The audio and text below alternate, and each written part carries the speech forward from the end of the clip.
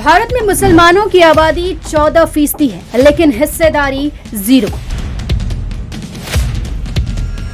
भारत के decision making में आखिर मुसलमान कहां खड़े होते हैं, ये हम आपको बताते हैं। बीजेपी की 2 दिन की राष्ट्रीय कार्यकारिणी की बैठक में प्रधानमंत्री नरेंद्र मोदी का दिया गया एक बयान सुर्खियों में है। बैठक में पीएम मोदी ने कार्यकर्ताओं से कहा, कोई वोट दे या ना दे, हमें सबको साथ लेकर चलना है। प्रधानमंत्री ने कार्यकारिणी की मीटिंग में कहा, बोहरा, पसमानदा और पढ़े लिखे मुसलमानों तक भी हमें सरकार की नीतियां लेकर जानी है।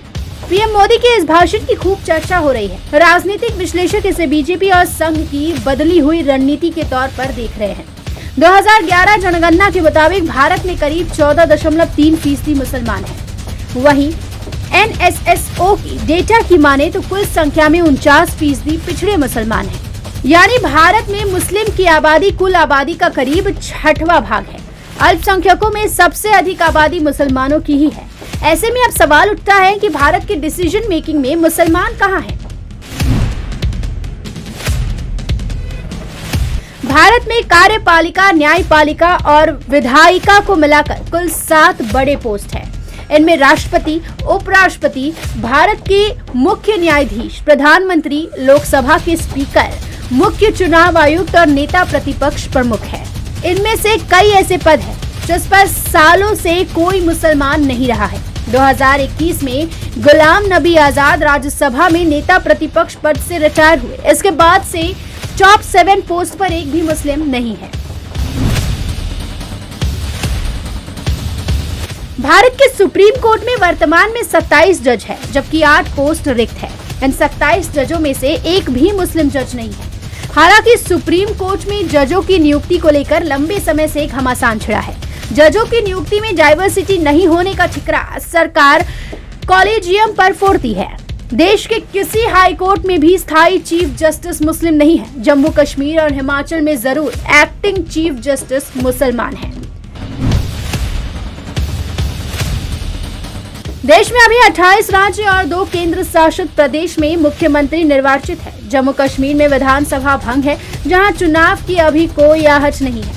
देश के 30 मुख्यमंत्रियों में से एक भी मुख्यमंत्री मुस्लिम नहीं है। सिक्किम में बौद्ध और पंजाब में जरूर सिख मुख्यमंत्री है। बाकी के 28 राज्यों में हिंदू मुख्यमंत्री है। हालांकि तमिलनाडु में मुख्यमंत्री खुद को नास्तिक बताते हैं, यानी वो किसी धर्म को नहीं मानते। वर्तमान में केंद्रीय कैबिनेट में एक भी मुस्लिम मंत्री नहीं है। 2019 में मुख्तार अब्बास नकवी को फिर से अल्पसंख्यक कल्याण मंत्री बनाया गया था, लेकिन 2021 के विस्तार में उन्हें हटा दिया गया। अल्पसंख्यक मंत्रालय की कमान अभी स्मृति ईरानी के पास है। अल्पसंख्यकों के लिए काम करने वाले अल्पसंख्यक मंत्रालय में बड़े स्तर पर 43 अधिकारी है। मंत्रालय के साइट पर दिए गए जानकारी के मुताबिक अल्पसंख्यक कल्याण मंत्रालय में सिर्फ 2 अधिकारी मुस्लिम हैं। भारत के संविधान की प्रस्तावना में भी राजनीतिक न्याय का जिक्र है। राजनीतिक न्याय से मतलब है देश के सभी नागरिकों को समान रूप से नागरिक और राजनीतिक अधिकार प्राप्त हो। राजनीतिक अधिकार में चुनाव लड़ने और चुनाव में वोट करने से है। देखिए, अब जानते हैं कि इसकी वजह क्या है। जामिया मिलिया इस्लामिया यूनिवर्सिटी में कानून विभाग के प्रोफेसर असद मालिक बताते हैं, मुख्यमंत्री या प्रधानमंत्री मुस्लिम नहीं बन पाते हैं। इसकी बड़ी वजह बहुसंख्यक और अल्पसंख्यक आबादी है।